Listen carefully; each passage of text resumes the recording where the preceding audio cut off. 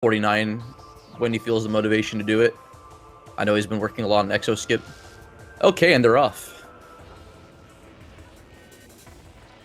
I forget that I think there's a bit of a delay when it comes to the streamers versus what gets restreamed, so... But I'll go ahead and refresh real quick just to make sure I'm on top of things. But I'm going to assume that both of them handle the first set of targets with ease. Their lock-on isn't quite ready yet. It takes about a second or so for the HUD to appear, which also includes being able to lock onto things, period.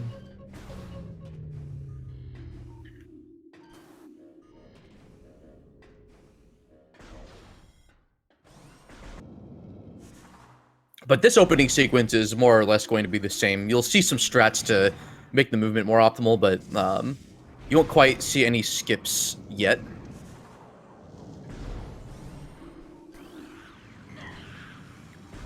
Impressive dash there from Justin. That ledge clip is a little finicky without practice.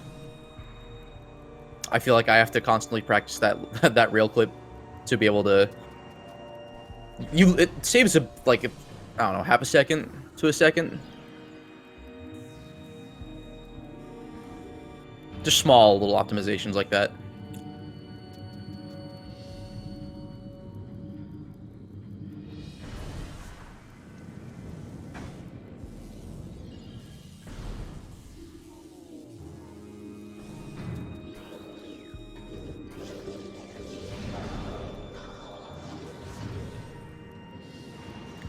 Justin missiles the space pirate for some RNG manipulation.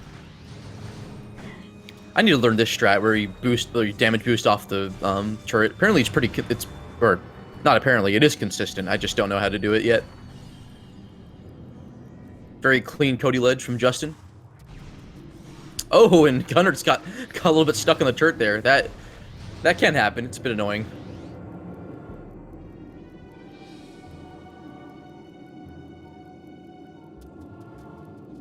Gunner opting to take the elevator and go around the room. I can't blame him. It's kind of annoying practicing Cody ledge, so...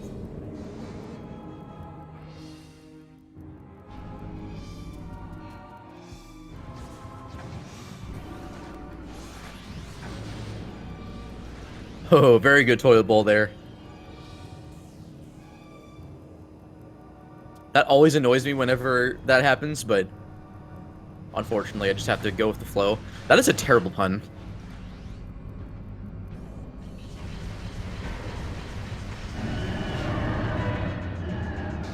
And again, Parasite Queen has 2 hitboxes. By default, you lock on to her belly, but if you scan her, the game will have you lock onto her head, which takes twice as much damage from your projectiles. But the hitbox is always there, so you can just manually aim. And then Justin does what's called rapid-fire missiles, where you can cancel the cooldown of the missile launcher and just have much more damage output in the process. So, and then since Parasite Queen doesn't have much health, about 8 missiles takes her down.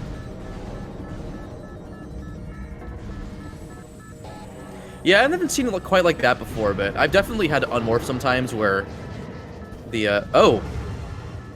Okay, this is a first for me. I was not expecting Justin to do inbounds frigate escape.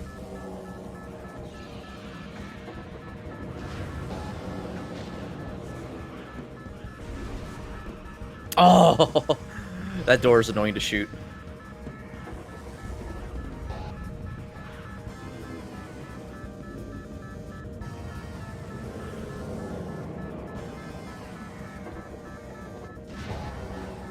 I mean, I have no doubt he'll have a really good inbounds escape time.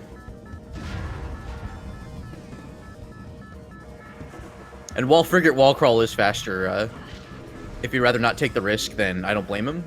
Maybe it's just something he wants to do. It's in his right, you know?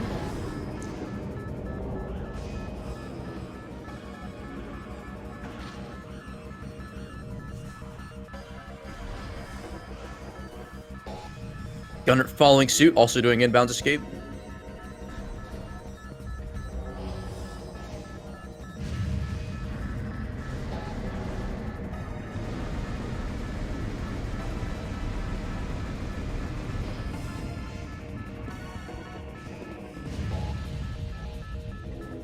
And you're seeing Justin do a bunch of what are called L jumps. The jumping's kind of weird in Prime, and holding on to your lock on for about a quarter of a second when you initiate the jump cancels out a slowdown in your velocity as you start a jump. It's weird,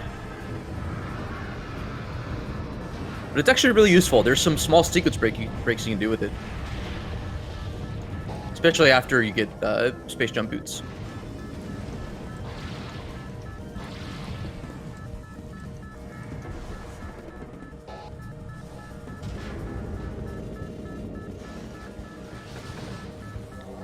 Oh no, CV, I'm sorry. Yeah, I feel like it's pretty easy to get disoriented, but it's mostly a linear sequence. I didn't pay attention to the timer when Justin started the cutscene, but I mean, he's on a pretty... Oh wow, yeah, that's a... He's on pace for a upper 420s, if not 430. Depends on how his movement works out in exterior docking hangar.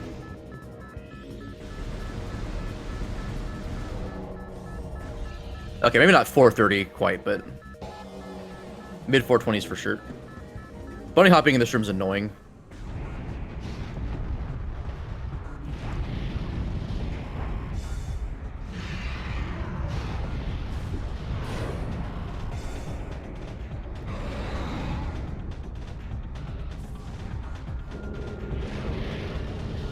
I feel like I go for the riskier strat of trying to bunny hop through the entire length of that hallway, but the collision in that room, at least in the first, like, 2/3 of it, is just unforgiving for bunny hops. At least from what I've experienced, so... It's usually just more consistent to L jump through, and then where the hallway becomes more square-shaped, you can then bunny hop through there.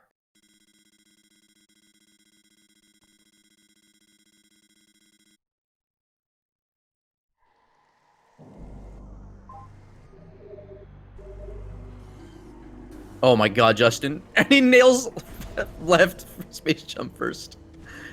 Wow. Oh, he overshoots it.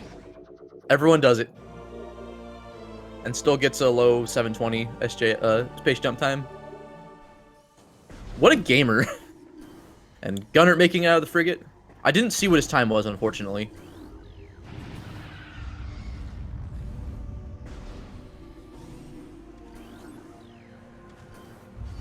I don't do the double jump dash off the sapsack like that. I probably should.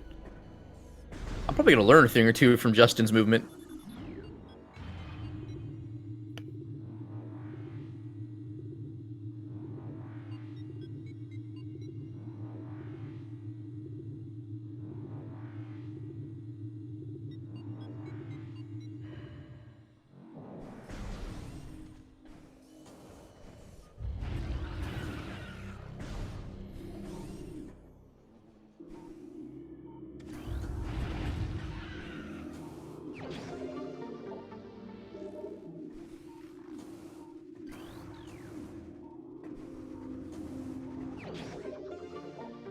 I have more trouble than it's worth trying to get on that upper platform where you jump then to the ledge door.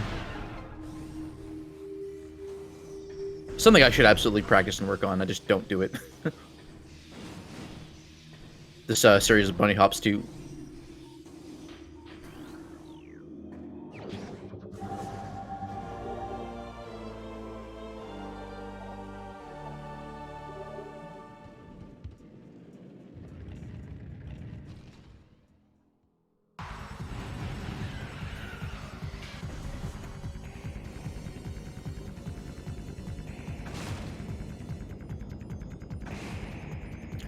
So we won't quite see a high five here, but we might see one later on Arboretum.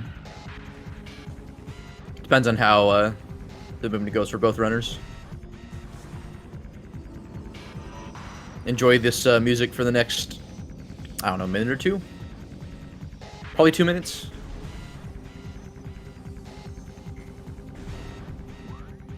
Taking advantage of how the auto load works to save on RTA endgame time. And it's weird, most of the loads are actually bound by how fast the disk drive can read the disk, but for whatever reason, In Rune Fountain, that load is more CPU bound. In Nintendo, and it loads a lot faster, even if you're playing off disk.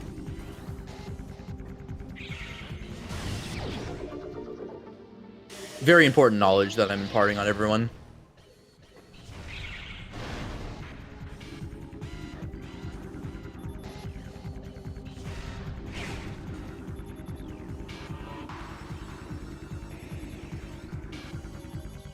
And then 90%, charge beam's out of the way, but it saves so much time over not having it. It's worth getting. Especially this early on. I mean, this runs just over an hour-long RTA, so... Or hour, 10 minutes long RTA on average. Can't wait for the first 109, though, RTA. I know that we do this game more for in-game time, but...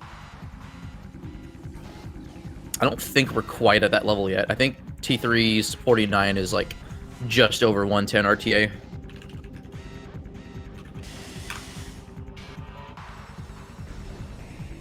Yeah, 110.18, so...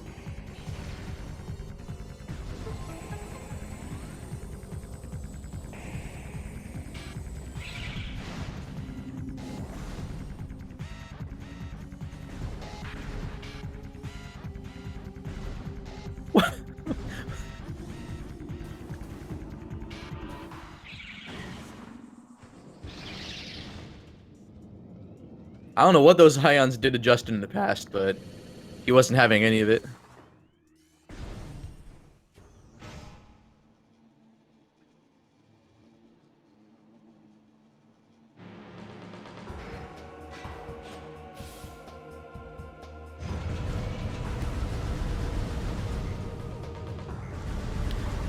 So Incinerator Drone is an auto-scroller boss that can that has a different length of how long, or the auto-scroller can take, has a variance of 35 seconds. It's an RNG auto-scroller, the perfect ally for a speedrunner.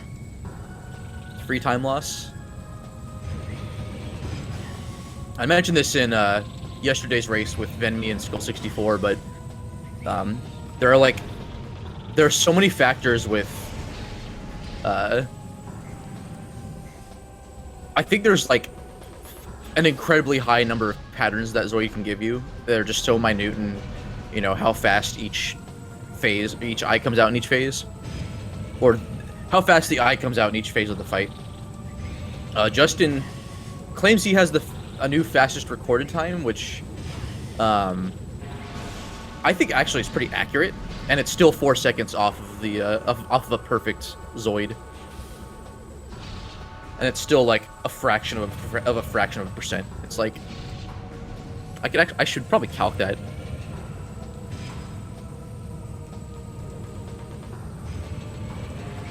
I would eyeball it, I think at least 1 in 10,000, but I forget which decimal place it was in. It was like 0.0003% or something.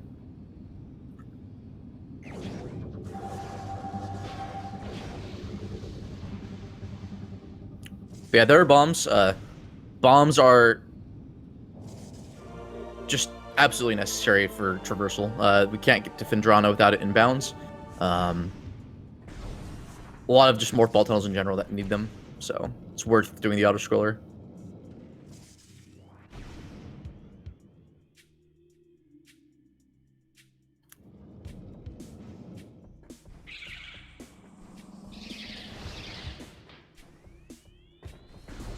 Yeah, not surprised one bit that Justin's going for IBF.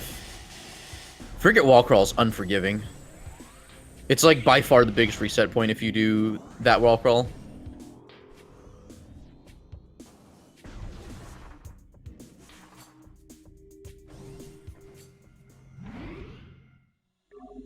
And then Justin can afford the safety save. I wonder how Gunert's fight's going. I want to see if I can hear the audio, see if he got a good Zoid or not. I didn't really pay attention to Justin's Zoid music, so generally if it loops, that's when you go from otherwise average to a pretty bad Zoid fight.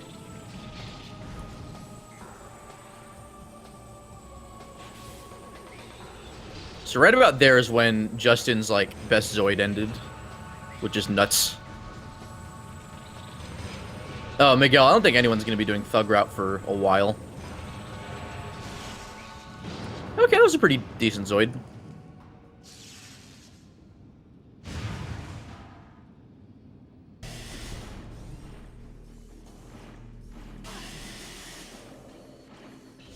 Back to Justin's audio.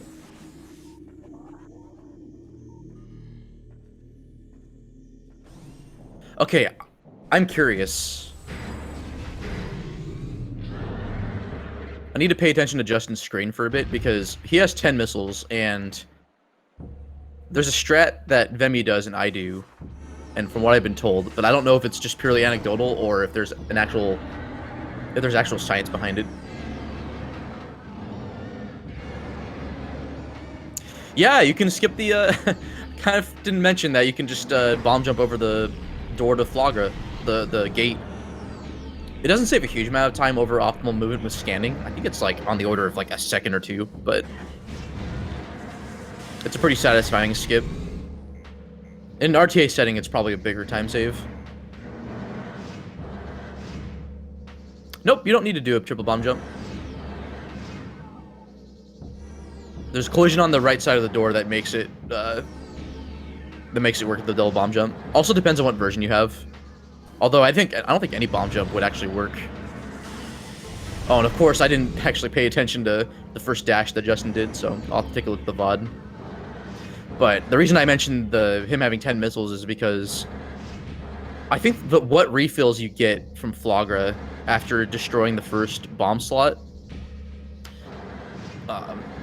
they're spawned at a different place, which gives you a different angle to dash with. So it may just be personal preference. I could have sworn that having 9 missiles gives you a better angle to dash with, but I could be wrong.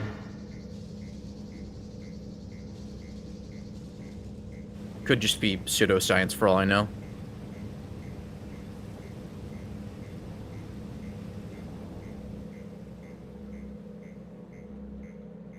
Gunert making his way through Arboretum.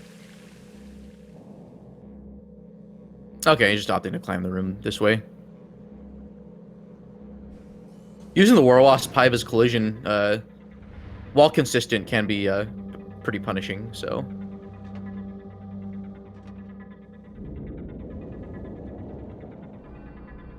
And that hitbox on the bomb cover is not forgiving either. You have to be right in front of it, which is kind of weird.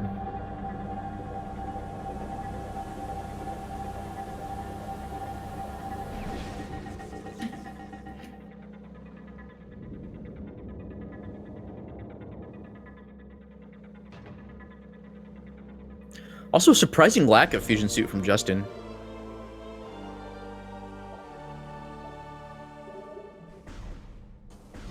He doesn't always use it, but I felt like recently he's used it more often than not. Maybe that's just more of a when he's streaming on his own, like doing his own channel thing and not a restreamed race. That was some clean movement too with those bunny hops. Something I could probably learn. Or should probably learn, in that fact. And yeah, this groove here slows you down just enough that you can infinitely bomb jump. And basically, to activate the Chozo Ghost Fight, there's an invisible trigger on near the top of that spider track. You have to fall down, hit it, and then bomb jump your way back up. And that allows you to get this artifact early. Saves an untold amount of time. Otherwise, you would need Spider Ball. And technically, you don't need supers. You can do a trick called the Cess, which is annoying, and I've never done it, and I don't want to do it. I know Zlo is like practiced a lot, especially back when he was getting into prime speedrunning. Can't say I have the same amount of tenacity that he does.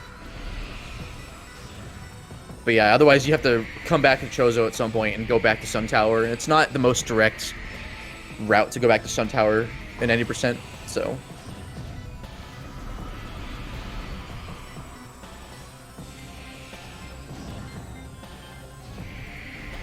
And then the other issue is that infinite bomb jump is a one-shot trick. If you fail it, you have to do either go out of bounds, I think, or just come back once you have Spider Ball. And then since Spider Ball is not gone in any percent, it's a time waste.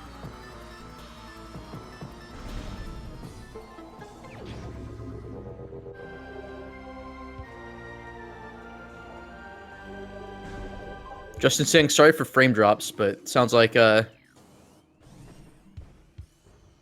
He might have gotten to that before the restreams and gets to it, so if there are frame drops, then that'll make sense. Pretty decent ghost fight from him, actually.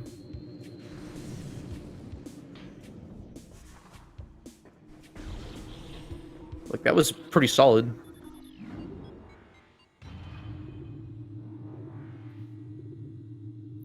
Gunert's various suit.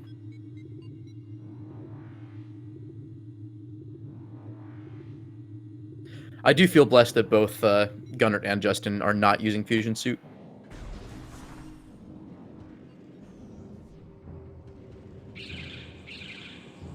I mean, in all fairness, I don't care either way whether they use Fusion Suit. I think it's a fun meme.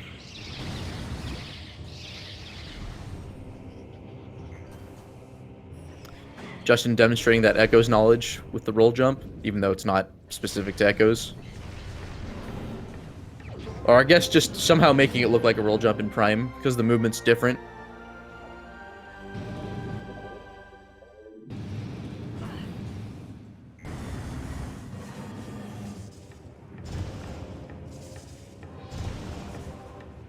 Yeah, I think Justin has two channel point things, one to turn on Fusion Suit, and then one to enable Fusion Suitant.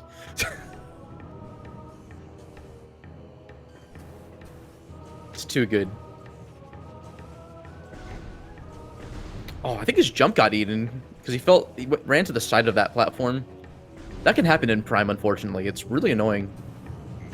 I don't think it really happens in Echoes where your jump height could just get cut short for... I actually don't know the exact reason. Okay, Justin doing the cool dash.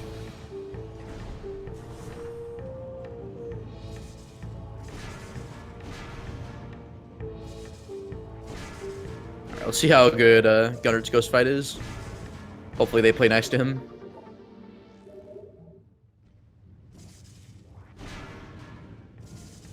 That energy tank that Justin got, it's called Race Tank for a good reason. It does save you a little bit of time to not get it, but it makes some parts of the mid to late game just a lot more scary with the lack of health, especially if you just rack on a bunch of damage before, say, Pirate Labs or especially lower phase on mines.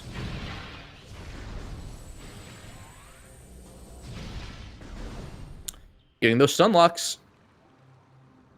He's got, I think, one left.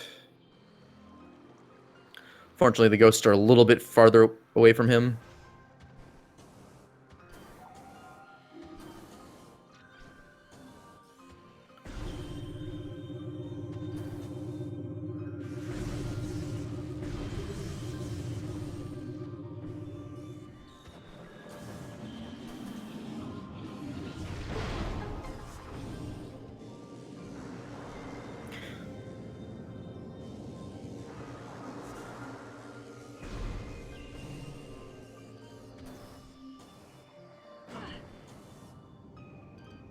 Oh, I think Justin was going for the damage boost. That's like the task strat. Well, not the task strat, because it is RTA viable, but... I just looked out of the corner of my eye and saw him, like, doing it. I'm like, oh, okay. It is pretty annoying falling down in Canyon, unfortunately. The Drama 1 is actually, like, surprisingly unforgiving. Just depending on how prepared you are to recover and try backing up again. Oh my god. What a gamer. Just... That's probably not as hard as it looks, but I don't know, because I've never done it. And I don't know if I should try.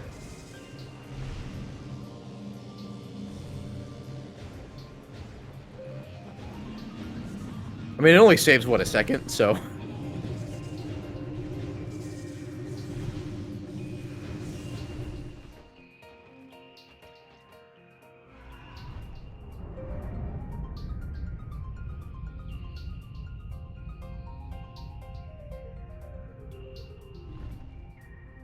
They're doing the same route. Justin's just further ahead. Justin is doing the exact... Gunert's doing the same movement, more or less, than that's what Justin's going to do. Because he's going to Findrana right now to get Boost Ball. And then he gets Artifact of Nature on the way. The world record double IS route, more or less, is it's more or less the same route with some modular changes you can put in and out. It's really cool. Like, it's beginner friendly, and it's just the most viable route. With exception for if the early power bomb in Magmore ever becomes viable to do in an RTA setting. We know it's possible. We know it saves, what, 30 seconds? But the out-of-bounds movement... not that it hasn't been labbed, but I don't think it's too unforgiving. Monitor Station's block is really big, and... To the best of my understanding, someone like Vertigo would probably give a better answer than me. Or no, they would definitely give a better answer than me.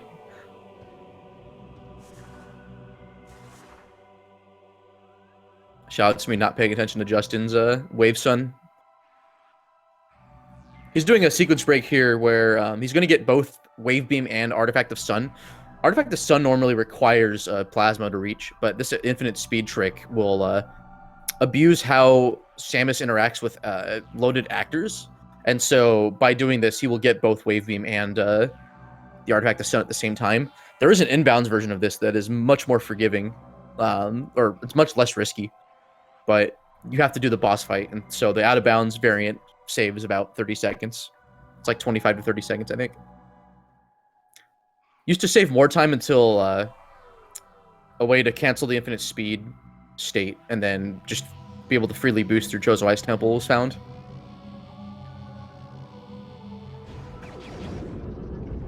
Two Samuses!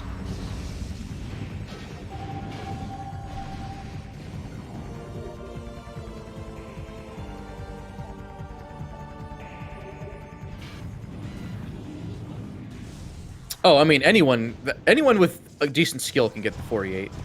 The world record does not do exo skip, and that alone saves about 2 minutes of in-game time, I think. So really, it's a matter of who. It's an inevitability that someone's going to untie the 49. It's just a matter of who and when. Probably the likes of Justin, Vertigo, Edson, maybe Venmi.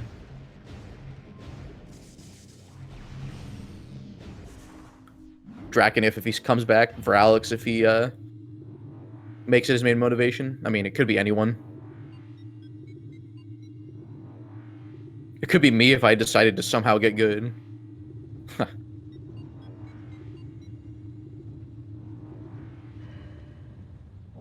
See, the joke implies that I'm actually talented at this game.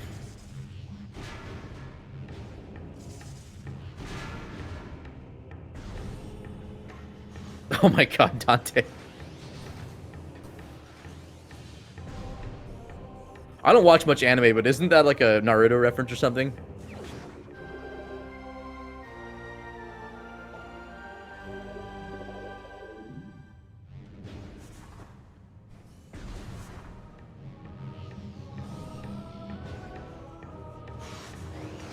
I mean, it's really cool. Prime 80%'s been in a good spot lately. We've gotten 2 new runners that have broke through the 54 barrier. Previously, it was only Justin and T3 that had a 53 or better. Now that's a top 4 time. It's nuts, dude.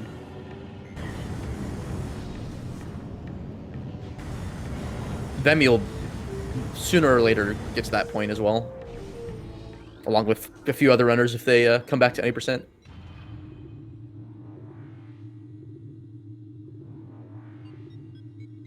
I don't want to forget that Jack879 has a segmented 53 too.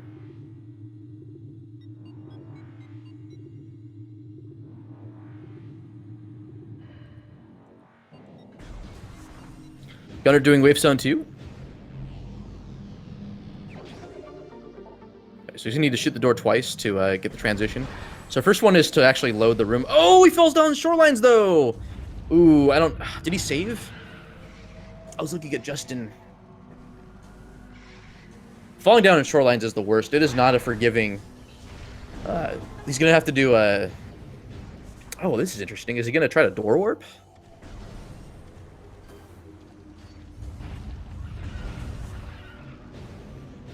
Oh no, he got forfeited from the race. says he doesn't know how to recover. Oh, I don't blame him. There's a lot of the two Aether boxes between Shorelines and the tunnel Chozo Ice Temple, I think have a lot of overlap, so it's kind of annoying to recover. Usually, I mean, that's you run over anyways, like that would be a reset for like PB attempts, but ooh, yeah, unfortunately it does happen. Happens to the best of us too.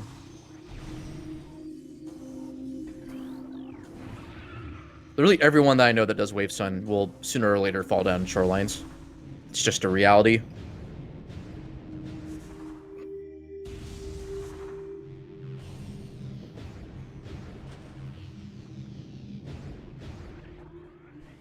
Oh, Justin got the nice camera angle. Pretty sure that's something you can set up, but I don't know. But yeah, you can slope jump underwater, and if you don't have gravity suit, which I mean wouldn't matter here because if you had gravity suit, you can get to this artifact. When you slope jump, normally it gives you more height than a regular jump. If you do it underwater, you just shoot up in the air. You get a ton of height. So you don't even need space jump to do it. You can, in 21%, that same slope jump strat's done, but without space jump. That's how much height it gives you. Yeah, falling in Shoreline sucks. So I feel bad for Gunert.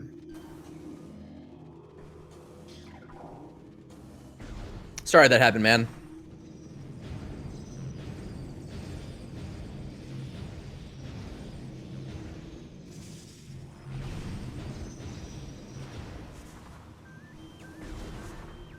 But I mean, prime 80%.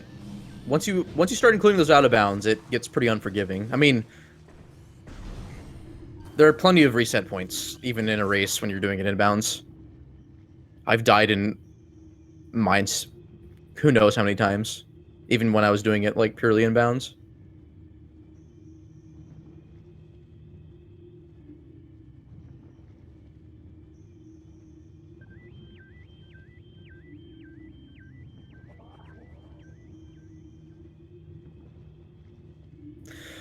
So, I mean, we saw it happen yesterday where Venby fell down Shorelines, managed to recover, but lost a few minutes.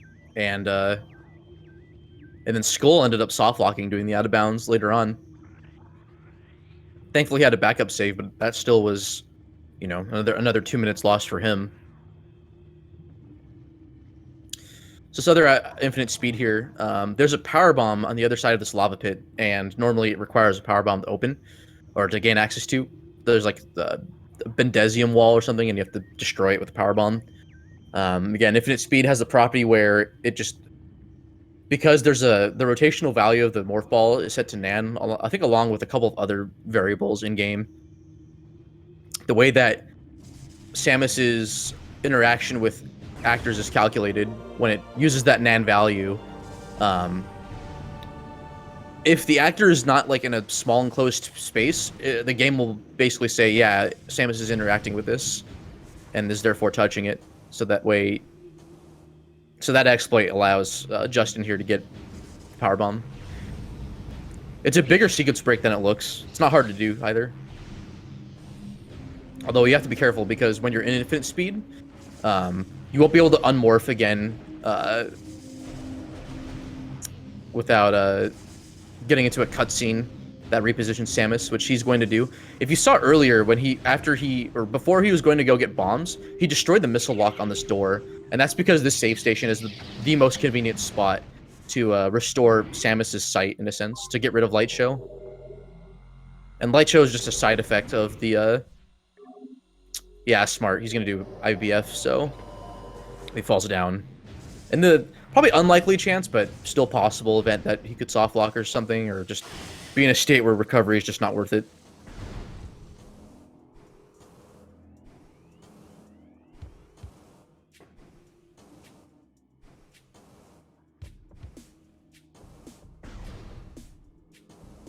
Oh yeah, Skull, right. Your backup save was in Magmor, but I didn't think it was that much time lost, but I think I'm just forgetting that's all the Magmor movement too. It happens, Gunner.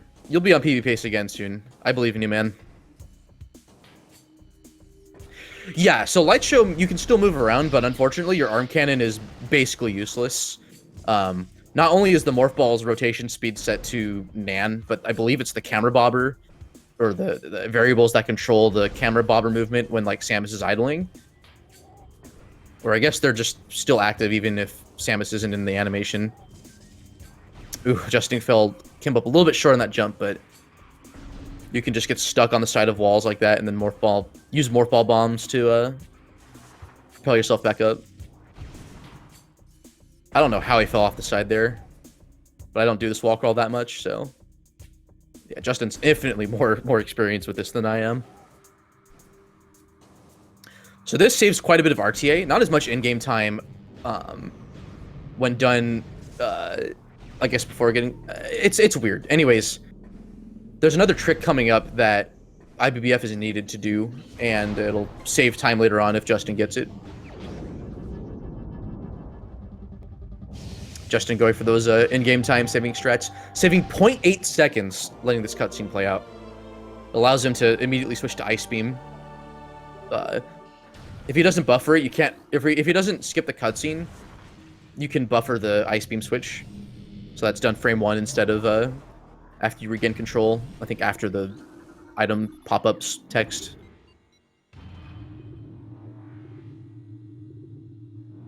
Yeah, I got a little bit nervous when that happened, Dante.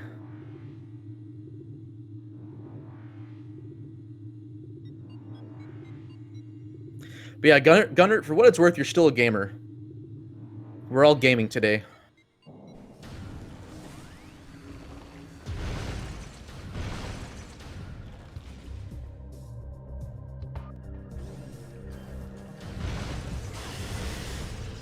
I've kind of ignored the spider ball skips that are done. They're pretty trivial to do. Even this one. Collision's a little bit precise to jump up on that spider track, but it's a matter of getting a feel for it and practicing.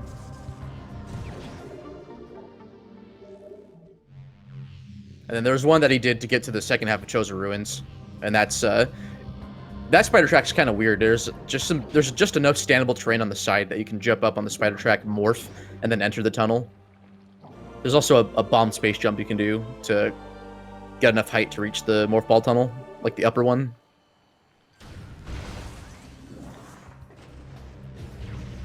So the trigger that actually destroys the walls is above Samus. So laying the power bomb higher up than on the ground just saves some time.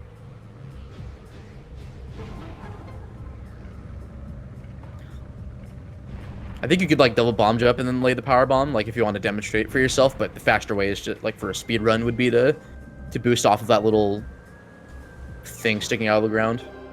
It has like sloped collision, so it's easy to do, or it makes it possible to do it. Forgive me, I'm by no means a prophet when it comes to Metroid Prime mechanics.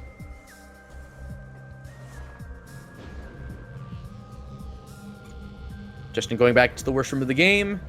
Collision's friendly. He deserved to be out of Life Grove Tunnel. We all deserve to be out of Life Grove Tunnel. You always hope your Life Grove Tunnel is friendly to you.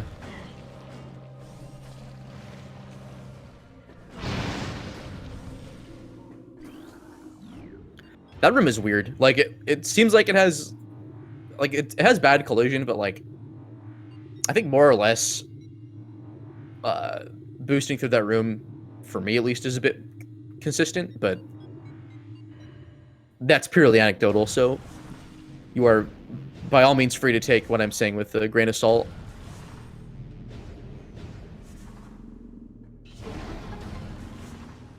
So even though Justin has Mind's Access, he still needs to get Plasma Beam, and it's faster to detour through Magmor and Phendrana first. At least from an in-game time standpoint. But he could go into Mines right away, though. There is a trick called Bar Skip, which used to be done 90% until the double IS route was found that skips it. And it's a kind of precise bomb jump. It's not hard, but it does take some practice.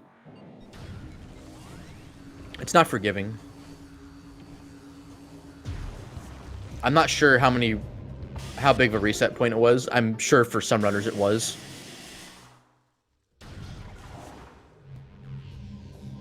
But yeah, I joined the Prime community after IIS route was found. I think it was like a year old at that point when I joined.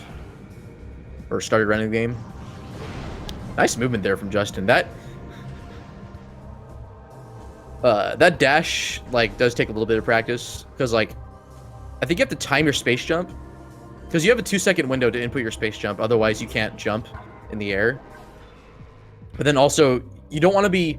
You don't want to be too high because then Samus gets the hard landing animation and then it just kills her momentum. But then also you don't want to like run into the wall and like have your momentum stop that way, I think.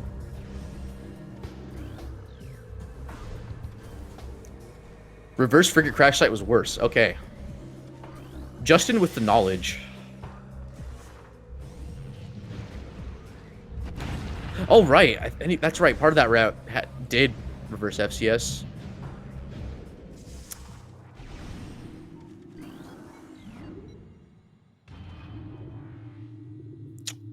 That sounds like thug route, yeah. Skull.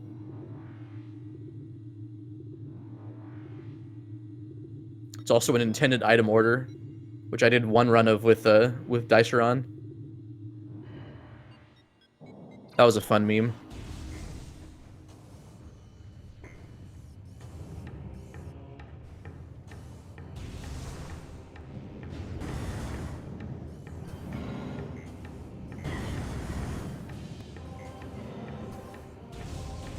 This Magmore movement, it's just, it's so satisfying. Oh, Wave Beam is just... Wave Beam's usually pretty friendly when it comes to trying to shoot doors and stuff. There's 3 beams that come out, so you have a bigger... You usually don't have to have the most accurate shots to be able to still activate, like, power conduits and whatnot, but...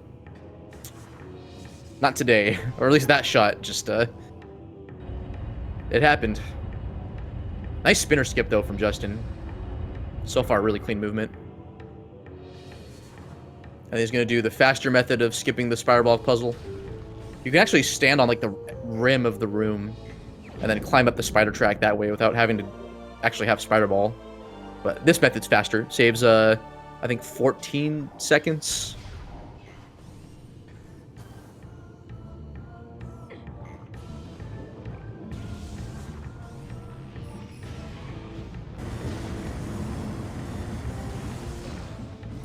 But yeah, earlier than usual plasma beam. You can actually get it much earlier as soon as you get wave and ice beam, but for the purposes of this route, this is when you get it.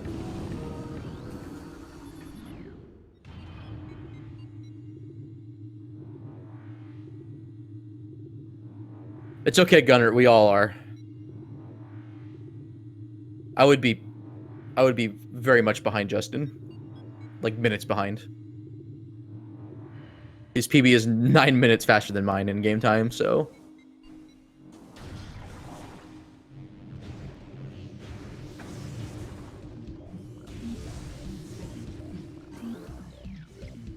Gosh, that dash is so cool to do, and I always, like, messed it up. Whoa, he gets the boost off the wall! Let's go! Now, the question is he going to get the reverse movement where he can land on the upper ledge and not have to jump up? I mean, it's barely faster, but...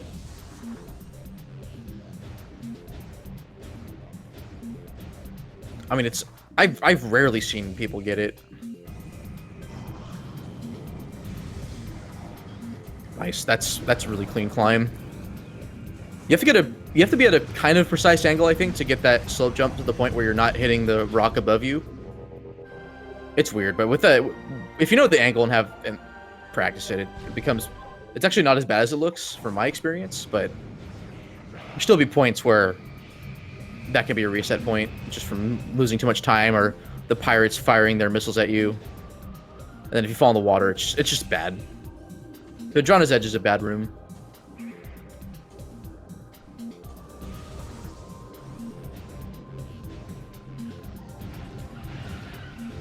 Oh, another boost ball. Okay. Yeah, this has been some really solid Fen 2 movement so far.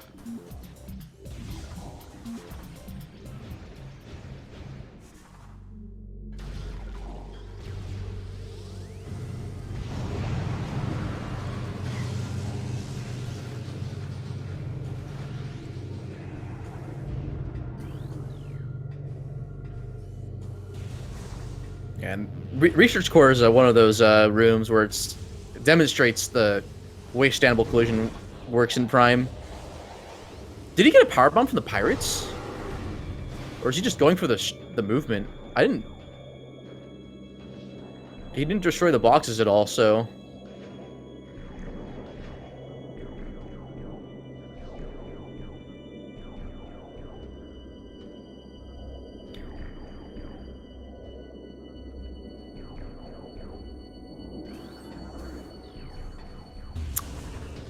Okay, he got one.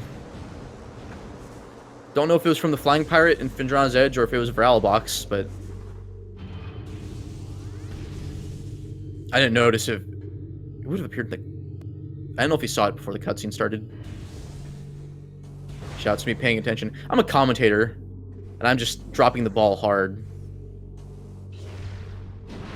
Yeah, his last chance to get an optimal power bomb drop would be right before he shoots down this tower. And then after that, you start losing time trying to get a drop. But usually, in terms of the RNG, you're favored to get a drop. Every crate in labs is a 2 out of 7 chance, and there are a lot of crates.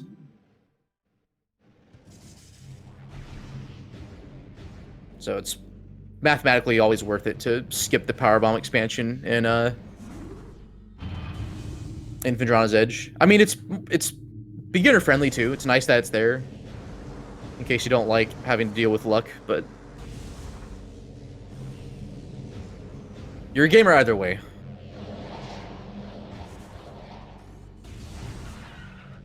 And Fen 2 your movement through Magmor and Fen 2 can just vary. Your health can vary drastically. I mean, Justin has had a couple of runs recently where he's had like almost no health. Having less than 100 health in this room can be a bit of a Monka moment. The turrets and the flying pirates can just dish out damage if you're just. I feel like it's more of a luck factor than anything else. But yeah, you can get bullied hard in this room.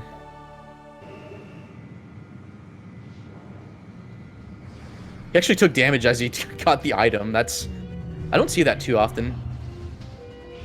Metroid Prime pinball. Oh my god, I just saw it. Wow. Justin with the clairvoyance.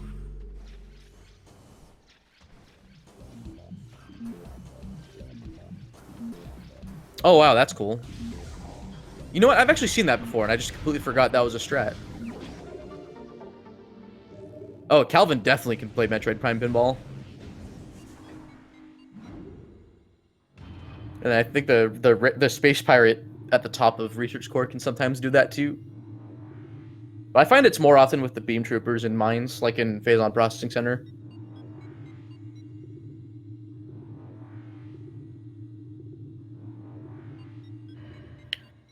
What's up, Spike?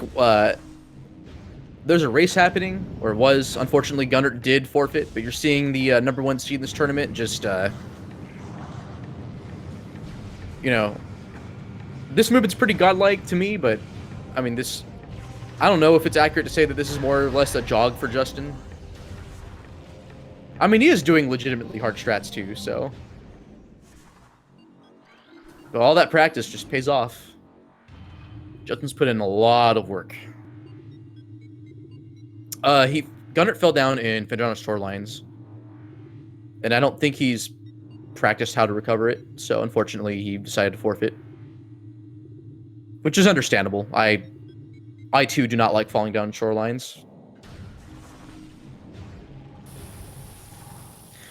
Okay, so here's Phazon Mines. I mean, this second half of the run already is pretty technical, but Mines, I think, just takes it up a couple notches. There's a lot of stuff that happens. Especially with an upcoming out of bounds that Justin will do.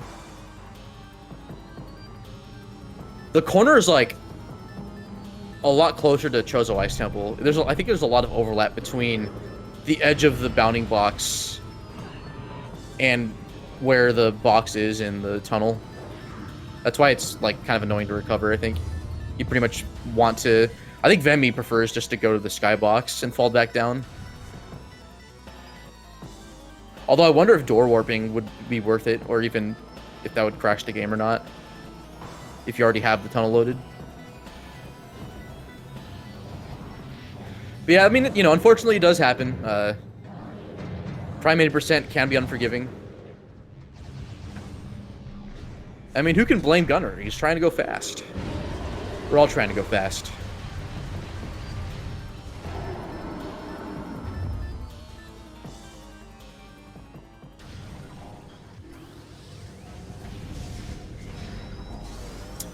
Oh wow, I did not know.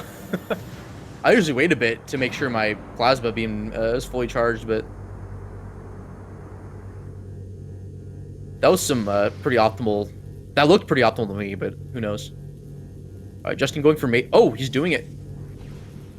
That's a 2-frame bomb jump, and I think it is pretty position dependent. I think you want to lay the bomb just low enough that it propels you back up. I think, if I remember correctly. But then you also have a 2-frame window to physically get the morph ball low enough inside the opening. Oh, that looked like that was a fast maze, but nope.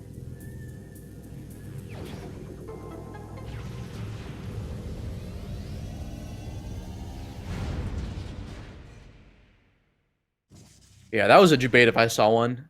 It almost looked like that bottom electrical tendril, whatever, wasn't going to be there.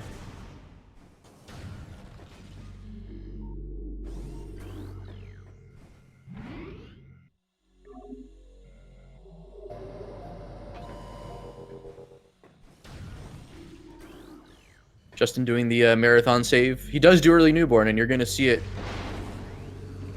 He also could just be debating me, who knows? And by extension, everyone else.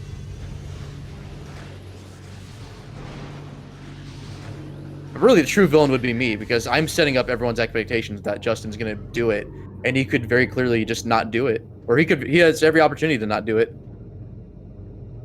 He has all the power, okay? Anyways, this is Metroid Quarantine A. Normally needs Spider Ball, as well as X-Ray Visor to see some of the invisible platforms. Oh, he freezes both. Nice. So, generally wants the Metroids in that kind of spot, that angle, to get a clean dash. Although it's not like a super precise angle. And he almost gets the segmented dash. Let's go. You can, like, slope jump and dash off the Metroids. You might do it again if they're in a good spot. That's not a good spot. I wonder if he's going to go for it again.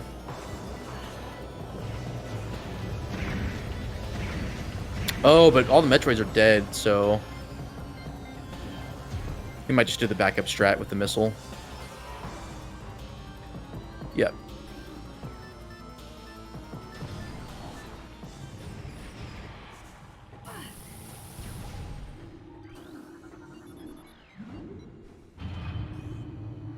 Yeah, J-Rod, casually it's pretty satisfying because the pirates just get killed. They can't deal with the Metroids. Unfortunately, MQA is a pretty annoying room. I find it more annoying, personally, than Fungal Hall A. But I also don't do early newborn, which, hey, speaking of which...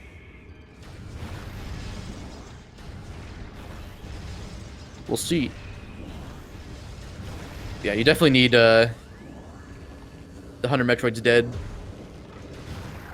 And there we go. So he's going to use this glider, and with the glider's help, it's going to push him through this wall, but it's inconsistent, as far as I know.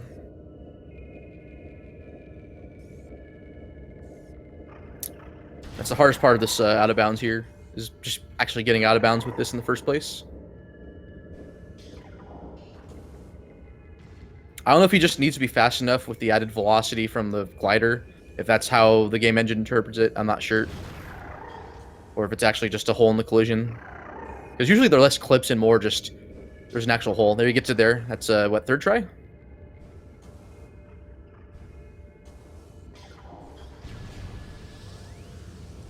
Alright, so now what he's going to do is he's going to change the active room. And this is something he did for Wave Sun. But basically, the way that wall collision and stuff works is there are some additional collision checks done for safety. Otherwise, if they weren't performed, Samus could get stuck in walls and morph ball pretty easily, and Justin's going to exploit that. So this room, Phazon Mining Tunnel, the game doesn't think he's in this room as the active room. It's the next room, Fungal Hall B. And by doing that, he can boost clip through. You can build up enough momentum with the boost ball, and he's gonna do it again here. Oh, looks like he didn't get some standable collision to work with. So he's gonna do it again, clip back through the wall. Nice, very good. There is a possibility that you can soft lock if you don't have the right. I think it's more position than angle dependent, but I don't do the trick, so I'm not an expert. Someone might be able to chime in, but I'm not sure. And yeah, by doing that, you can get Artifact of Newborn early. Otherwise, you'd have to kill a Mega Pirate, get the Phazon suit, and then come back. It's not a huge backtrack, but it is faster getting it on the way. Pretty satisfying, too. It's definitely one of the hardest tricks in the run, if not the hardest. Because just the secret world to actually get out of bounds is unforgiving.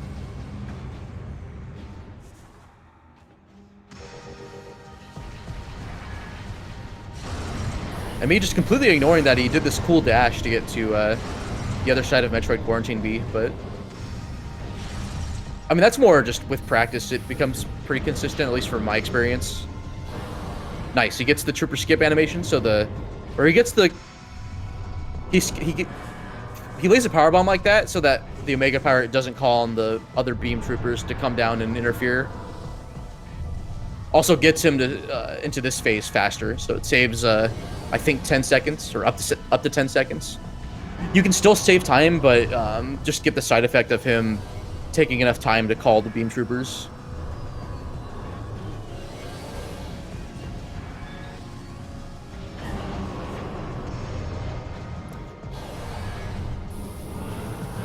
And Omega Pirate doesn't have much health, so 4 charged plasma shots or 6, but doing 4 and then laying a power bomb is a little bit faster. I think the fastest strat is something Venmi demonstrated, where you lay 2 power bombs and then 1 charged plasma shot. Unless it's just more for swag points, but she does it in PB attempts too, so I'm assuming it's faster.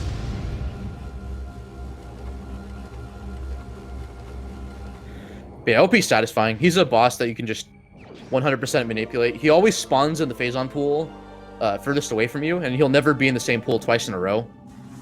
So with that knowledge, you can position yourselves to and manipulate which pool he spawns out of. Yeah, it's a weird-looking Phazon suit. Since he doesn't have gravity suit, for that cutscene, I think the game just says, yeah, just increment what suit she has by 1. So then it shows her with the gravity suit. I believe if you get Phazon suit without having acquired Various suit, it shows her in Various suit, but I could be wrong. The game is weird with the suits in cinematics sometimes. If you get X-ray visor with power suit while you have fusion suit turned on, it's a pretty good time, just saying. If you want to see it in action, check out Draconif's 112 any % run of Prime Wii.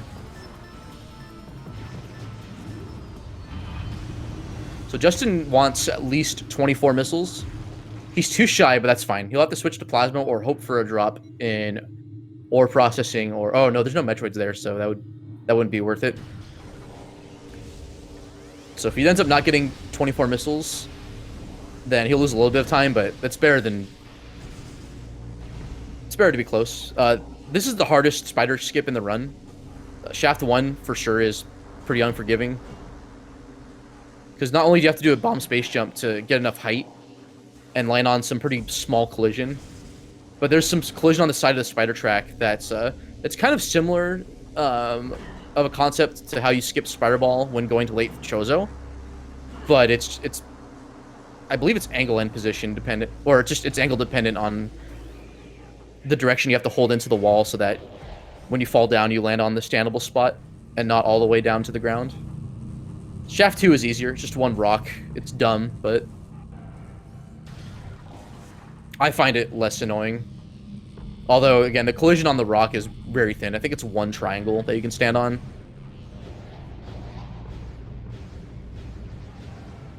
And there's Calvin. Oh, what's Justin doing? Oh, almost gets it. I've never seen that before. That's cool. Oh. I blame Calvin. Oh my gosh, he's just in the frame. It just gets a literal Calvin W in a run. I feel so bad for Justin right now.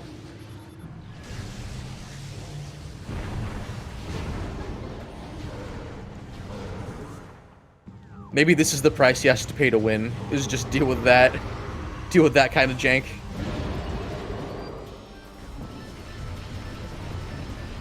So, one thing I didn't talk about with Omega Pirate and some of the Elite Pirates is that their AI always starts out as they will slowly turn around to try to look for you, and then when they stop doing the turning animation, if you're in their line of sight, like directly in front of them, then they'll be like, oh, I'm aggroing now, time to do all my stuff where you can't shoot me. So by always staying to their side, they'll always be stuck turning around looking for you. So the fight just becomes super consistent.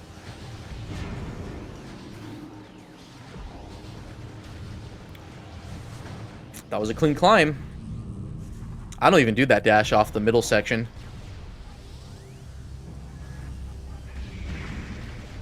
Yeah, it's weird because like lower mines is such an interesting beast because lower mines is so dangerous if you don't have that much health. It's really easy to, like in saying Metroid Quarantine B, there's a bunch of beam troopers all over you and they do at that point like 9 damage per shot, and they're not quite like regular space pirates, so they just have complete stormtrooper aim. They're much more aggressive. You can lose an energy tank in like a second if they're that bad, if they're bad enough. But then you have upper mines, which just has a lot of precise platforming, and it's easy to lose time. So like me personally, I actually find upper mines worse than lower mines, even though at that point you're not really at risk of dying. It's just you have shafts, and then you have potentially annoying movement if Calvin doesn't go your way, or if the turrets bully you, or if, God forbid, like you activate the Phazon Elite's AI, or if you don't have the turret lined up. I mean, that almost never happens, so that's just I commend Justin for going for that. I always line up the turret before I do. I think most runners do that too, just for consistency. That was a cool dash.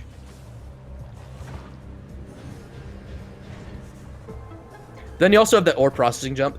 That last jump he did to get to the top of the room, he jumped on like a piece of that red spider track. That has smaller collision than it looks. It's pretty easy to just slide off the side of it. And that jump was like the bane of my existence, both as a beginner and when I was going for, when I was trying to get 59. I think the thing with upper mines is that, or just mines in general, but especially with upper mines, one small mistake in a tall room like that can cost you a good chunk of time.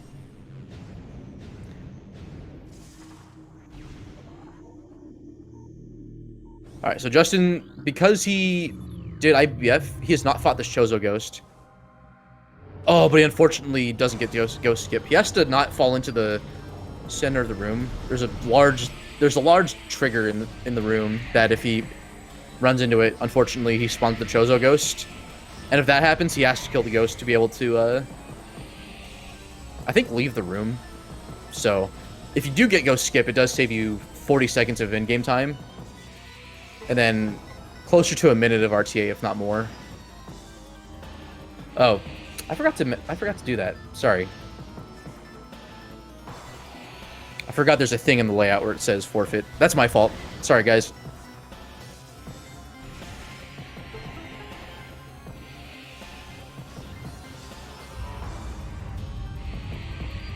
Mid-run testing, nice. Yeah, that's my fault. There's a control in the SpeedGaming restream, and I just forgot to set it. That ghost is still not dead yet.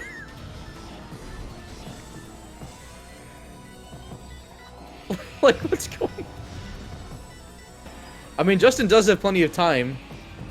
Oh! Okay, I see what he's doing. Alright, so I think what he's going to try to do is kill the ghost. He's going to kill the ghost. Get this artifact. And it's going to overlap the cutscene, and it's going to respawn him. Oh, no.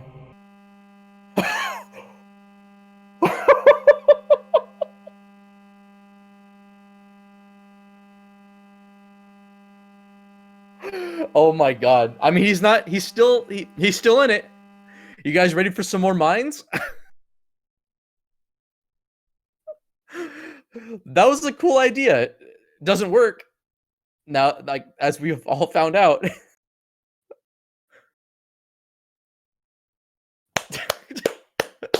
Round of applause, dude. That was cool.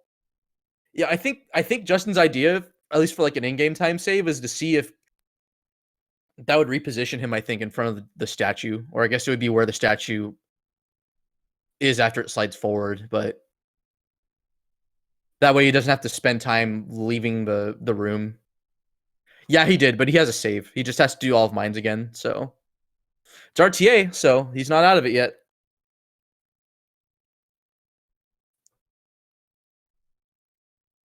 Yeah, that's a valid point, Gunner. Sometimes you just gotta take contingencies and just be like, you know what?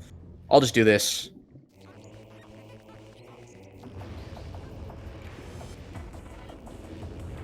Yeah, Prime is a very audible buzzing noise when it crashes. It's great. Justin was testing something and he crashed because of it. He killed the Chozo ghost and collected the artifact of World to see if it would reposition him back in Hall of the Elders. Oh, I wonder what causes that to crash. I don't know if it's Hazel would probably know.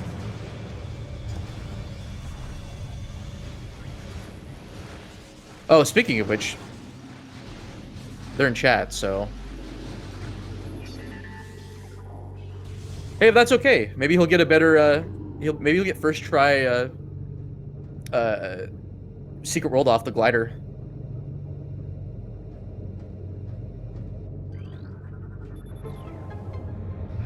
Another chance too to get the segmented dash to the door. Yeah, this room in particular is insane when it comes to the movement. He does like a dash and then bunny hops off of an invisible platform to get here quicker, and then just does this. Okay, yeah, he's just doing the standard. I mean, still cool dash, but the other one's just a lot harder. Yeah, my guess is it might have to do with the fact that he's not transitioned inside Hall of the Elders, but I don't know, because Prime does handle some cutscenes where you're transitioned out, so might just be something having to do with the room running out of memory. Although that, I don't know if it's the cinematic or what. So I know a different model of Samus is used for cinematics versus when you see her or morphing and unmorphing.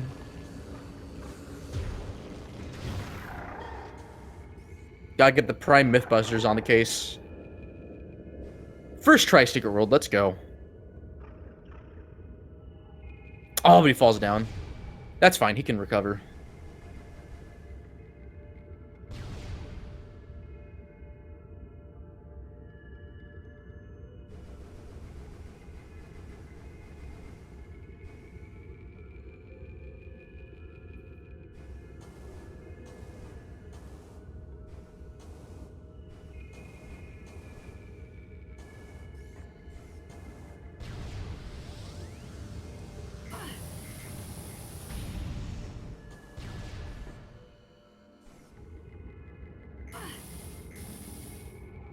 Just gonna do the infinite boost clip again.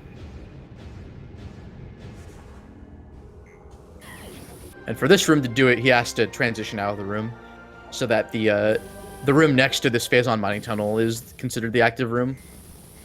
So that way it disables some collision checks if I recall correctly.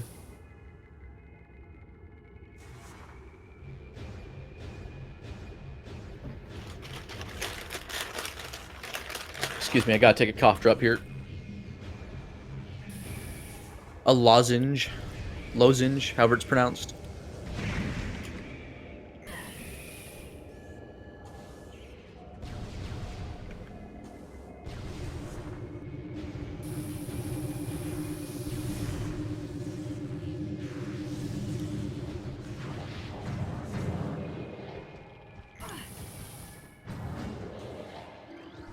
Oh, just in time, too.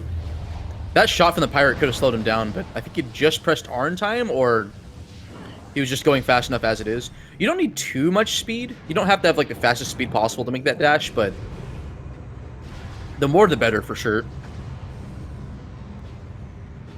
I'm not snacking. I'm eating lunch after this, though. I had a small breakfast, and it's just about 1:15 here. But that's okay. I've got a Hall's cough drop here.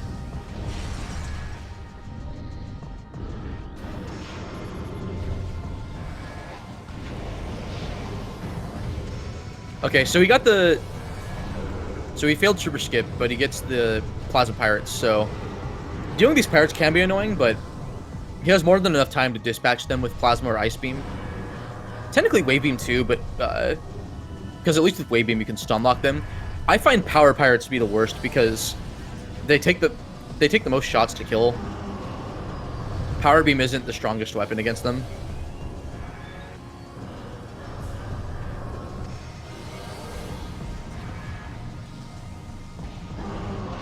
Actually, Icefire just showed off a way to, or what kind of movement you should do to take note of what pirates you're going to get.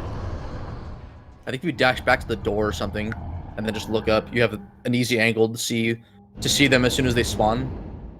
That way you have as much time as possible to prepare. But then also just, I think Power Beam just tends to, the auto aim on it can suck. Because you're not always shooting at the same trajectory. I think the game sometimes compensates with where you're locking onto and stuff. Or where you're aiming, what kind of lock on you have.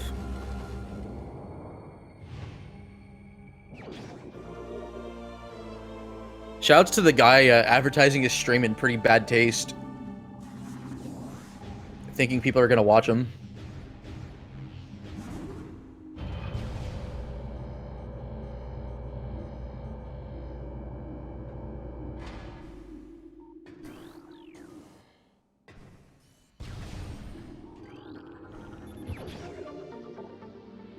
What's pretty cringe, though, is when I've fallen down in elite quarters, because you have to wait for the elevator to come back down, and then you have to ride it back up in shame, and it's like, I think 20 plus seconds of time loss. It's bad.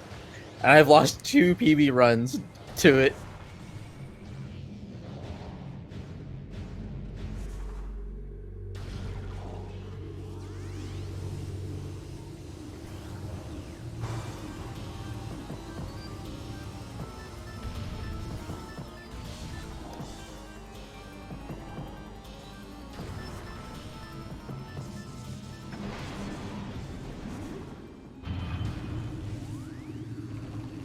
Alright, so now for Upper Mines.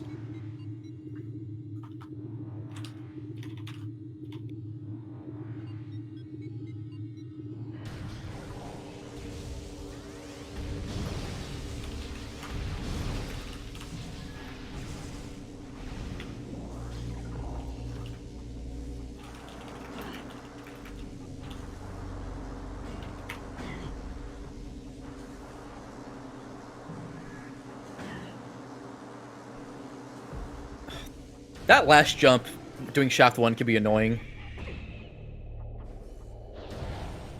Kind of weird you got the animation there. If you dash off of the off that point and fall down, you almost never get the hard landing animation, so I'm not sure what happened.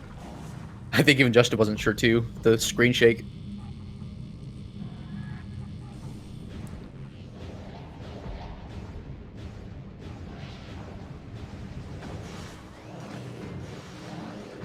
Oh, he falls down a little bit, but okay, he's probably just gonna have to commit to. Yep, it happens, unfortunately. Loads the map there. You can also pause the game because he has to switch to power beam. But with so much stuff loaded in the room, you lose on in-game time and RTA just waiting for the power beam to be loaded from disk. And so by pausing the game, you save on at least in-game time. Although I think it's a small RTA save too. Well, actually, the more important reason is you have to wait to lay a power bomb too. I think because the game takes a while for the morph ball. I think all the morph ball related objects to load.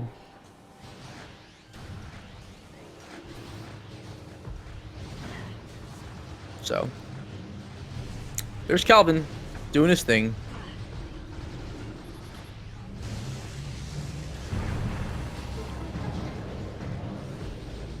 Okay, luckily Justin didn't get shot off by the turrets. If you're in morph ball and you get hit by the turret, you get knocked off pretty easily.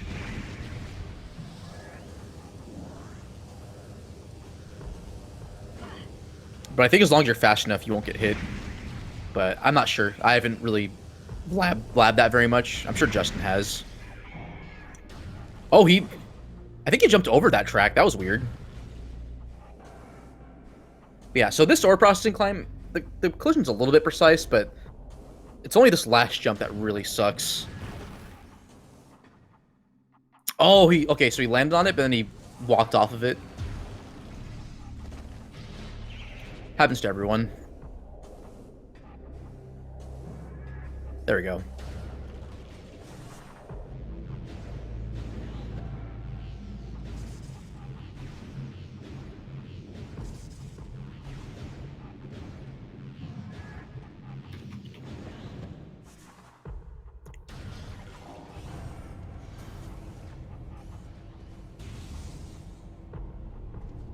One thing I didn't touch on too is I find it kind of interesting how the second half of the 80% route, you're kind of doing everything backwards. You're going through Phendrana, like Pirate Labs and stuff backwards, and then you're doing almost all of mines like not quite in reverse, but the first room in mines that you're supposed to go through in a developer intended way is the last room you visit, just because you're leaving the area.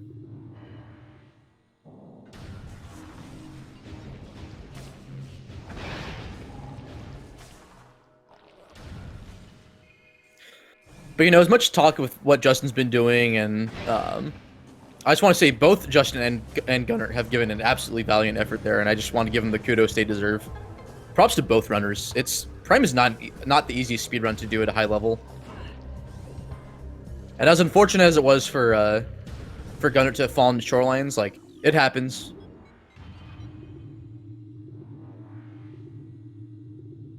So please follow both these runners.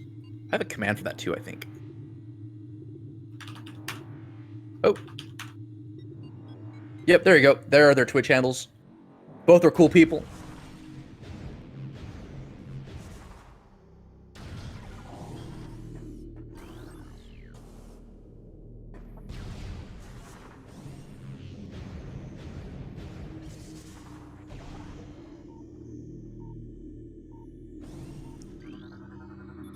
I mean, Gunner's always in hindsight too, so. Okay, cool. He has another opportunity to do ghost skip. So he has to land on that peg. There's another... Basically, he has to not hit the trigger at all. But then the hard part is he has to land on the peg again with an unmorph. With practice, I believe that's pretty consistent, but... I mean, it would be daunting for me, because I don't do it. And by not having to fight the ghost, you can just open up the statue. I think the room locks or something, where you have to kill the ghost if you activate it. So, or the statue won't play nice with you. I forget, because with the plasma slot, with waving the ice slots, you have to physically go in the statue's hands, and the trigger that starts that cutscene I think doesn't work until the ghost is dead. So like you can go inside the Elder Chamber room to get the artifact while the ghost is still alive. But I don't know. Also, it looked like Justin made a mistake hitting the side of the platform, like he wasn't jumping high enough. He was actually hitting the load trigger to load the room faster, so it's actually a time save, even though it doesn't look like one. It's like, what, 2 seconds optimally?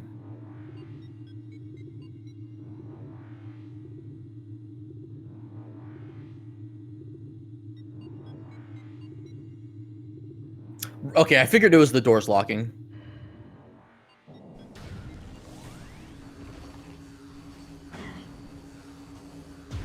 So when you're doing the inbounds movement, or not doing ghost skip, so I guess the inbound strat,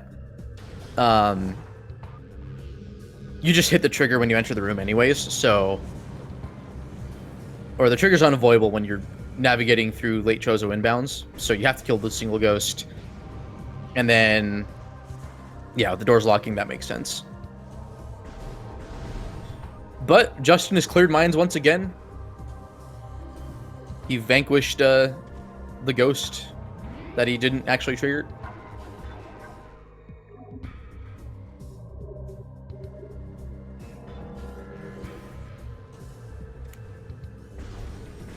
Nice ship dash. A little bit precise of a dash, but takes practice for sure. If I get even remotely rusty, I just fail the dash every time. It's kind of weird. You have to, like, bend the dash forward and then kind of turn it into an R jump to maintain your momentum. But you also need a fast enough B press so you have enough height, I think. Yeah, it's the hardest easy dash. Hi. I think that's the second, hi he spelled out this run.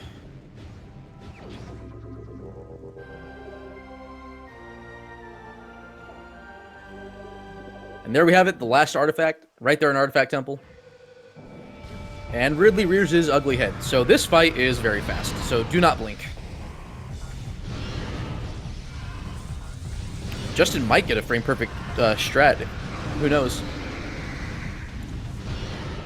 Okay, doesn't get it. But again, it's frame perfect with, like, barely any visual cue at all. Like, it's legitimately hard. So unfortunately, if he got it, it would skip this flyby sequence, and it would save I don't know, 20 seconds of RTA. But he got the mid-air boost, which is good. Mid-air boost is nice because if you don't get it, this whole landing sequence would be done while you're still active, and because the cutscene is playing during this, the in-game timer's paused, so it's a nice in-game time save. I said time twice, not redundant at all. But yeah, Boost Ball does a lot of damage, and most enemies are vulnerable or are immune to it, aside from like weaker enemies like Zoomers. I think it's meant so that you can kill them if you get stuck on them while in Morph Ball. But for whatever reason, Ridley's air phase is vulnerable to Boost Ball damage, and so his air phase has about 2,000 health. I think a little bit more than that. Boost Ball does 50,000 damage per frame that the hitbox is active. So it just immediately does enough damage to where when he lands back on the ground phase just starts. So makes the fight a lot faster, because ground phase is just a matter of dealing with the... He has a couple of patterns he can do in his attacks. All but one have him open his mouth, which you need to do to stun him. Sometimes you might have to manually aim if he does where he leans back to charge at you. But the ground phase is a very consistent part of the fight, or at least it can be. Air phase is like the slowest part of the fight for sure, and so being able to skip it is pretty awesome. Oh, Justin's gonna go for Exo Skip, I think. That's right. So this was found in 2018 by Vertigo, who kind of just came out of nowhere and was like, yeah, I think I figured out how this works. And then over the years, he's just become an extremely good runner. Currently has a 53 and 80%, and I think a sub 120 time in 100%. Or if he doesn't have it, he for sure can get it. So we've always known that if you get out of bounds in an impact crater, you can skip the exo fight. You can just wall crawl your way to the cutscene that takes you to the final boss. but we never knew of a way to do it. People have sent screenshots being like, hey, I think I'm out of bounds here. But we didn't get any video evidence of it happening or figure out how it worked until Vertigo discovered it. But yeah, he has to have one of the 2 Vision Metroids. And they have different AI, I think, depending on which one spawns. So he needs the right Vision Metroid to work with. He has to get it into the room without killing it. Which isn't, like, that hard, because you have to do it in 21%. And then he needs to line the Metroid up with his positioning, and I think his facing angle. And what he's going to do is have the Metroid knock him through this small hole that you can't see visually, but it is there. It'll push the Morph Ball through, and he'll get out of bounds that way. And there he gets it. There is a faster strat where you can do a bomb space, basically a bomb space jump, like a midair jump, as if the game thinks he's on the ground, but at least he didn't fall all the way to the bottom of the room. But yeah, this out of bounds can save up to 2 minutes. It's a big time save. It is kind of unfortunate, because Exo Fight is actually kind of cool to showcase, but it's not always the friendliest from a speedrunning context. There's a lot of luck involved with the patterns it gives you. And if Exo gives you a bad pattern and you're more or less like on PB pace, that can just ruin your run. So it being out of your control does suck. So Justin has to be careful. This room, I think, was at first one of the I don't know about hardest, but it wasn't quite optimized at the time. But there are 2 cutscene triggers in that room. The first one, both will bring you back in bounds. One will have you just do the fight as normal, and unfortunately you can't do Exo Skip again. The other one just plain soft locks you. So though, in terms of like soft locking and stuff, and filling the actual trick, that room in the beginning is like the riskiest one, aside from just losing time from falling down or not being able to navigate through the rooms quickly. Because all the out of bounds movements very choreographed, and that was pretty clean. Very impressive stuff.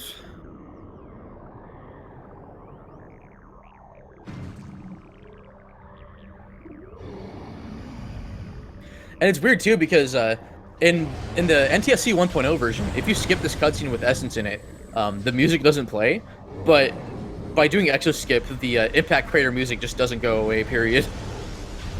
I wonder if it does go away if you play out the cutscene so that the Essence music plays instead.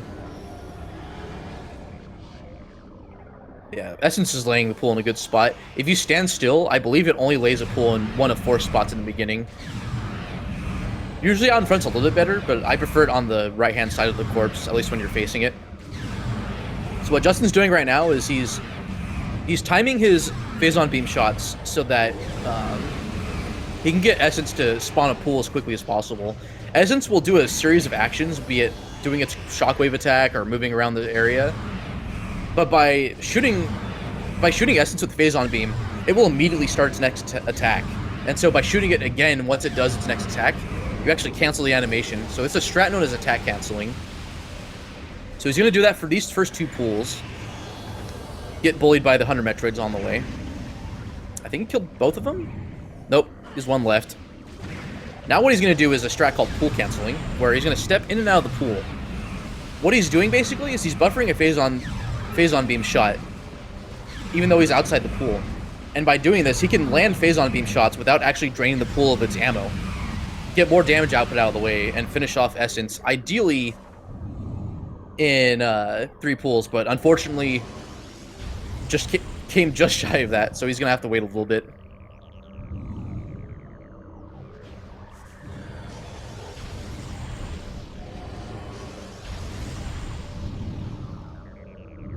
So his next best bet is to just stand on the branch. I think for whatever reason, Essence will just go through its animations faster when you stand on the branch. I don't know why it does that, but yeah, he just needs like a little bit more. Yeah, it's dead. And GG's to Justin with an official SRL time of 1:29:48.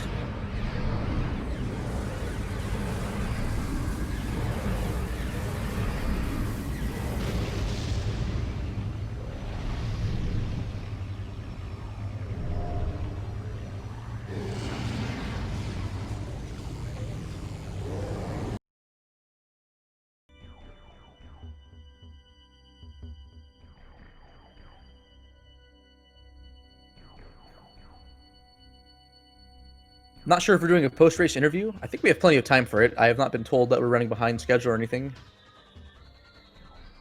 So if he wants to do it, he should be getting the invite.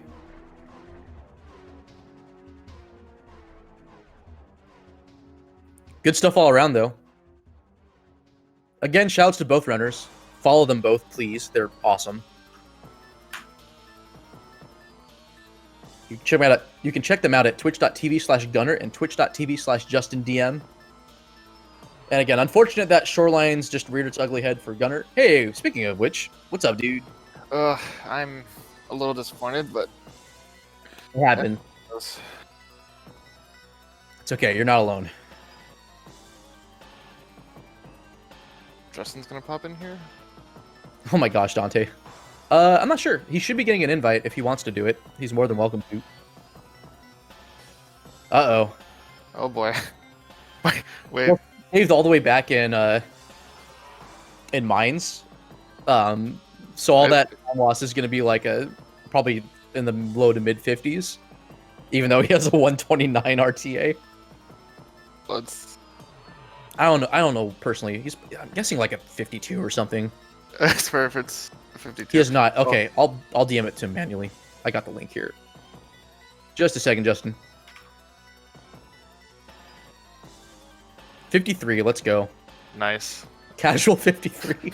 You know, as one does. Yep. Alright. He should be joining us soon. We'll see. Oh, he didn't even do friggin' wall. Oh, no friggin' wall crawl, that's right! Oh my god. Dude, 53 is free. That's the T3 right there, almost. Not quite, but... 53 is literally free. It's so free, only 4 people have done it.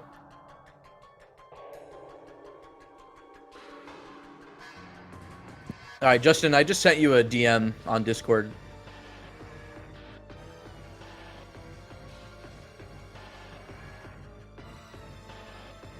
Oh, there he is. He's in setup. Perfect. Hey, what's up, dude? Hey, GG's. GG's. GG. Casual 53, dude. Congrats. Yeah. I regret testing that strat. I don't. That was entertaining. Yeah, only entertaining to me and no one else. You only had to do that 3 times, and I might have had a slight chance of beating you. You should have continued, dude. I didn't actually safety save at all. I would have had to go all the way back to this ship after frigate. Otherwise, I probably would have. It's okay. I didn't start safety saving when I did races, at least when they were more prominent, until I like made mistakes and like just lost the run. Yeah. Go ahead. For this one, I just figured that like I'm either gonna get thrashed by Justin just absolutely demolishing me, or something dumb's gonna happen. So I just kind of went for it, and then something dumb happened. So. It comes with time and practice too, so don't worry. I mean, I used to be like the most inconsistent early wild, and so I would always get stressed out over it, and then I'd just be like, I would be so relieved if I ever got it like in a race. I would just be glad that I could usually finish a run after at that point. Yeah. So, again, it happens. Happens to the best of us. Yeah. Happened to Venme yesterday, so. Oh, what happened with Venme? I didn't see it. She fell down in Shorelines. Oof. Shoreline's just claimed a few people then. Yeah. So, I don't know. I probably should look up the, I should probably practice climbing that room. Yeah. Remembering where the corner is. Like, it's a lot more, like, it's a lot closer to where, like, Chozo Ice Temple is than it looks. Because it overlaps with the tunnel quite a bit, I think. With the way that the bounding boxes work. Anything on your end you want to mention, Justin? That was cool that you tested that out. Like I said, I regret it. Honestly. What's that line from Spider-Man where like Willem Dafoe's like, it's not, it doesn't matter. Yeah, I think I played well overall. Yeah, a lot of your movement was some really clean. of the mid game was kind of rough, I think. Mm-hmm. But it's a race; it happens. Yeah. Well, it was kind of like a repeat of SGDQ because you had to reset from that save, and of course, the second time you do early newborn, it was first try. Yeah. So I mean, anything can happen in this game. It's really volatile. What a gamer! We have 2 gamers here. Well, glad you think that, because I certainly don't feel like that right now. Well, again, GG's. Like a loser's run. Yeah, we'll see how it goes. But anything else from the 2 of you? Thanks for commentating the race.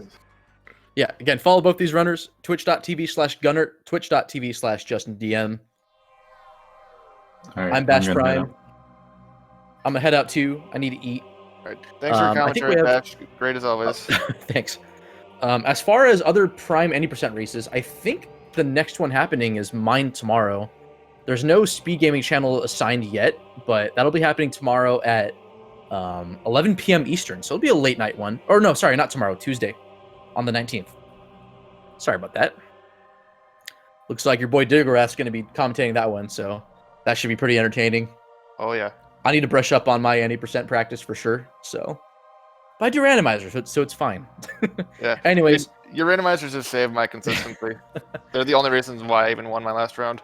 Yeah. Anyways, thanks again for watching. See you all on Tuesday. There are other speed gaming races happening with all sorts of randomizers. I think there's like a Super Metroid Link to the Past combo rando happening right now. Maybe. I'm going to check it real quick, and then I'm going to sign off. Yeah, so if you go to SpeedGaming 3, there is a SMZ3 rando happening right now. I guess it's the hard difficulty rando. And then in about 20 minutes, actually, on this channel, you're going to see the Super Metroid multi-category tournament happening. So, some good stuff. Anyways, have a wonderful rest of your afternoon. Have a wonderful rest of your weekend. I will see you all next mission. GG's, everyone. Have a good day. See ya.